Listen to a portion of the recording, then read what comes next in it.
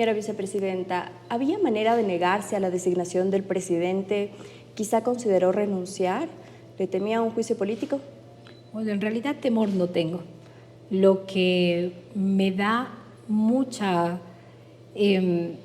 perturbación en todo caso es saber que a un pueblo ecuatoriano que puso su confianza en un voto se le falle.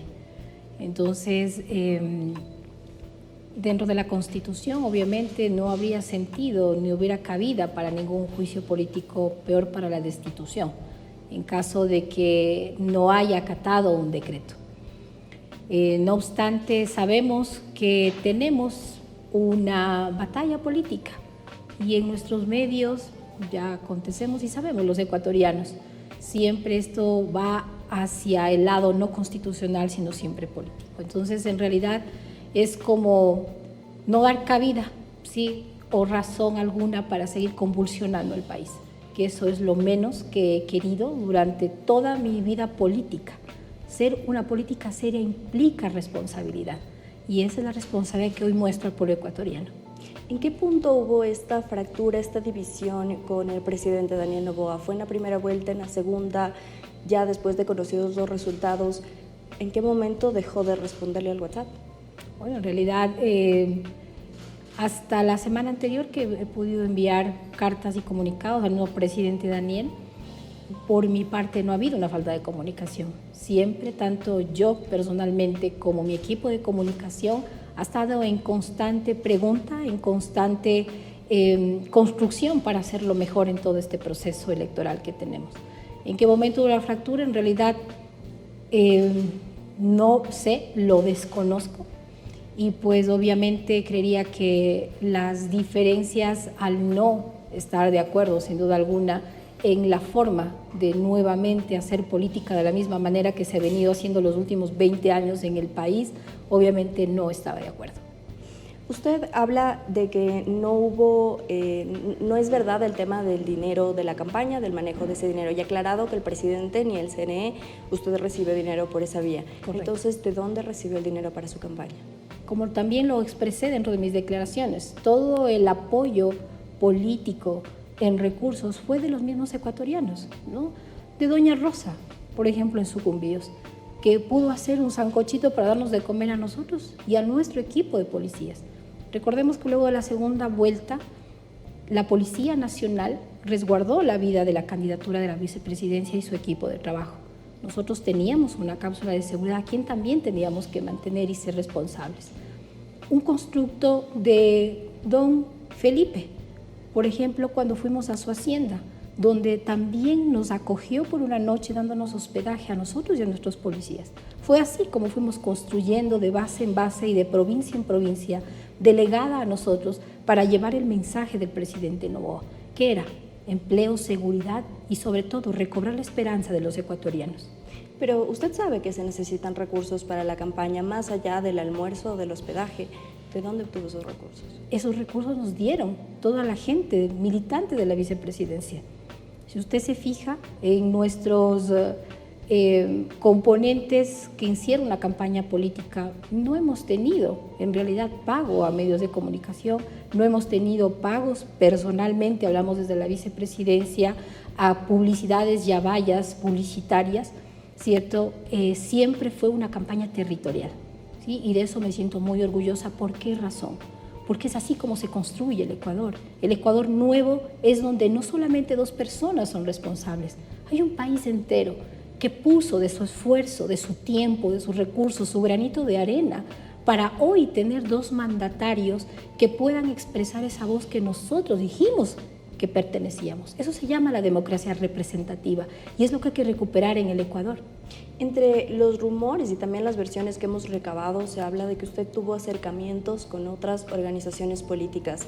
¿Quizá hablaba con María Paula Romo o con otros líderes de otros movimientos? No, no es así.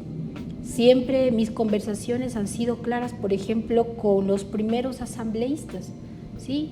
Uno del partido de ADN, dos de otros partidos que apoyaron claramente a la campaña política en territorio. así como diferentes alcaldes, así como diferentes presidentes de juntas parroquiales, en donde en realidad está la estructura de un pueblo que necesita y que está lleno de necesidades, Daniela. Esto hay que recalcar. El Ecuador real, que está en territorio, es la única forma de conocer cuál es la realidad del ecuatoriano. Entonces ahí te encuentras que hay mujeres violentadas, pobreza sin duda alguna rampante, que familias no tienen que comer, donde tú te encuentras a familias enteras migrando en búsqueda de su opción, jóvenes que no tienen en qué estudiar, no tienen en realidad a qué dedicarse porque no tienen oportunidades ni de trabajo ni de estudio. Esa es la realidad del ecuatoriano, ahora sin contar con la violencia que tenemos en el sector comercial, por ejemplo, cuando tú viajas a Esmeraldas y miras que los comercios cierran a las 3 de la tarde porque tienen terror a los vacunadores. La ola de violencia es totalmente galopante en muchas de las provincias de nuestro país. Entonces tú conoces la realidad de cerca y es ahí entonces el constructo donde tú tienes que sentarte y hablar con la autoridad para saber qué es lo que está pasando, qué es lo que se está haciendo, qué es lo que podemos hacer desde un gobierno central. ¿Y sabes lo que te dicen? La descentralización. Y es algo que hemos propuesto nosotros con el presidente Daniel, la descentralización de los recursos para que llegue a nuestra gente de manera real y óptima. Usted también ha hablado de que hubo intenciones de desestabilizarla desde fuera, pero también desde dentro de la organización política. ¿Podemos poner nombres? Bueno, en realidad las personas que han originado toda una campaña sucia está ya prácticamente dentro de una fiscalía para su investigación. Es penoso saber de que hoy en día nuestras herramientas de hacer campaña política es la forma mala de construir. Las acciones que he tomado es justamente para recobrar la credibilidad de los políticos. No necesitamos insultar, no necesitamos mentir, engañar. Yo no lo hice y sin embargo estoy aquí sentada en la vicepresidencia. Mi política siempre fue de verdad, fue de propuesta, fue de qué es, de los cómo vamos a construir un nuevo país. Me dediqué 100% a eso. Nunca estuve presta para devolver el insulto, ni presta para devolver la mentira o hacer conflictos innecesarios, porque el Ecuador no puede perder tiempo. Ya hemos perdido 20 años justamente de falta de madurez en el momento de hacer política, y de eso yo no estoy de acuerdo. Prefiero hacerlo con verdad, con entereza, con frontalidad, de decir a las personas que están equivocadas en sus ideas. Eso no quiere decir que sea enemiga ni que sea odiadora de nadie. Es decir, usted presentó ya una denuncia en fiscalía. Estamos en el proceso porque hemos mandado ya a materializar varios obviamente de las evidencias que nosotros tenemos para poder hablar de lo que hoy hemos hablado. Entonces, ¿por qué no presentaría los nombres, quizá? Bueno, eso dependerá de la fiscalía, ¿no? En su momento dado. Vicepresidenta, ¿qué opina del presidente? Bueno, para mí siempre ha sido un joven brillante. Nunca he dicho lo contrario y él lo sabe, porque en varias ocasiones siempre me pareció un hombre inteligente, un hombre que admiraba, ¿sí?, por el concepto nuevo de crear la política. Y eso quisiera seguirlo manteniendo. Ese siempre ha sido mi referente con un presidente hoy en día, que en un momento yo lo conocí, un joven sencillo, en el cual pesaba siempre cómo fortalecer al Ecuador. ¿Cree que él ejerció violencia política de género? Sin duda alguna, las acciones. Yo hablo por las acciones. El no ser invitada a eventos que por la historia se ha tenido en cuenta, pues la lectura está muy clara, ¿no? Entonces, ¿existe la violencia de género? La violencia política. No creería de género. Las mujeres siempre hemos sido en una historia violentadas. El machismo existe, es real. Yo lo viví desde muy temprano en mi matrimonio. Por eso tengo un divorcio, sin duda alguna, porque he decidido ponerle alto a la violencia, ¿sí? Y hoy en día los ecuatorianos somos violentados, no solamente mujeres, también jóvenes, también adultos mayores, también niños, que es lo que nos debe doler muchísimo más en mitad de nuestra sociedad que está quebrada. Hablemos un poco de su designación. ¿Qué va a hacer usted en Israel? ¿Ya tiene un plan de acción? ¿Ya ha pensado qué va a hacer? Por supuesto, nosotros estas horas hemos trabajado con todos los especialistas. Por esa razón nosotros hemos enviado ya las diferentes cartas a los diferentes ministerios para pedir obviamente sus análisis técnicos y de acuerdo ver cómo se va a manejar Ecuador.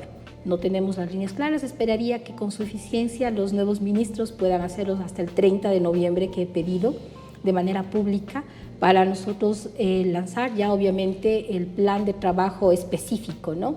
Ahora tenemos en líneas grandes qué es lo que vamos a hacer, Ecuador a qué nivel tiene que llegar de presencia, los diferentes mecanismos y logística que nosotros necesitamos para poder hacer eso. Por eso hemos emitido una carta a la ONU en donde nos ponemos a disposición y obviamente al conocimiento de lo que nuestro presidente nos ha enviado a hacer. Y sin el respaldo de las embajadas amigas no podríamos hacerlo. Esta es una coordinación del trabajo que estoy presta a hacerla con Cancillería, con los diferentes ministros, para poder dar éxito a lo que se nos ha sido encomendado, Daniela. Para finalizar, ¿qué designación le hubiera gustado recibir? Siempre se habló del tema social, en lo que yo soy experta. El desarrollo social me ha caracterizado a mí por 24 años de mi vida. La innovación, la tecnología, el emprendimiento juvenil siempre ha estado ahí, he estado cerca incluso del agro, porque eso aprendí. Israel no es extraño para mí, yo aprendí de esa tierra a ver cómo el desierto florece. Y eso fue las ideas que me impulsaron una candidatura a la alcaldía de Cuenca, en donde también hice las mismas propuestas de poder ver que nuestro campo vuelva a florecer. Y era un llamado directamente al tema migrante, a la innovación del riego tecnificado y de la tierra tecnificada que tanto necesita Ecuador y que puede hacerlo, porque somos ricos sin duda alguna. No puedo terminar la entrevista sin preguntarle si será candidato en 2025. El pueblo ecuatoriano es el que decide. Yo soy una mujer que me concentro en el presente. El pasado para mí ya no existe, ¿sí? Soy una mujer muy resiliente, en el que está en el presente. ¿Cuál es mi presente? El pueblo ecuatoriano, y el decreto presidencial me ha puesto en este lugar. Vamos a brillar, vamos a hacer el mejor trabajo en el presente. El futuro dejo en manos primero de Dios. Segundo, la voluntad del pueblo ecuatoriano es el que tiene que levantarse como se ha levantado hoy. Eso es lo que voy a respetar, la ley, la constitución, el orden, la justicia, que es parte de recobrar a nuestro Ecuador.